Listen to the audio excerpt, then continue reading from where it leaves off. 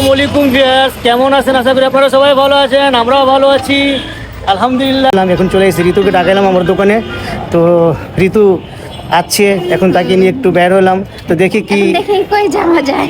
কই যাওয়া যায়। তো দেখতেই পাচ্ছেন ঋতু এখন পিঠা দোকানে দাঁড়িয়ে রয়েছে শীতের পিঠা খাওয়ার জন্য। ঋতু কিছু বলো।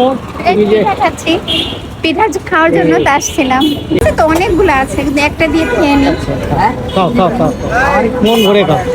মানে পিঠা খাওয়ার পর আমরা কই যাবো? নানুর বাড়িতে। সত্যি খুব সুন্দর মতন ঋতু আমাকে পিঠা খাওয়াচ্ছে। হ্যাঁ, ভালোবাসা দিবেন একটু, আর আপনাদের দোয়া করবেন অবশ্যই আমার নাতনির জন্য। হ্যাঁ, তো আমরা যাচ্ছি নাতনির বাসায়, অনেক এক্সাইটেড আমি।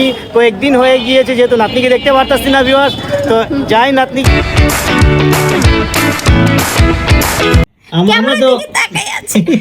আমরা তো বলেইছিলাম আমার নানুর সঙ্গে আমি খুব ব্লগ বানাবো।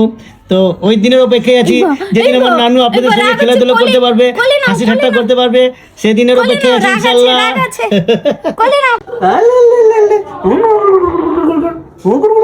একটু ঘুরতে যাচ্ছিল, আপনাদের মাঝখানে নিয়ে এসে তার বাসা ছিলাম। এই যে দেখতেই পাচ্ছেন। ঠিক আছে, আরেকদিন এসে তোমাকে নিয়ে যাবো। এখনের জন্য আল্লাহ এতটুকুই, আল্লাহ হাফেজ।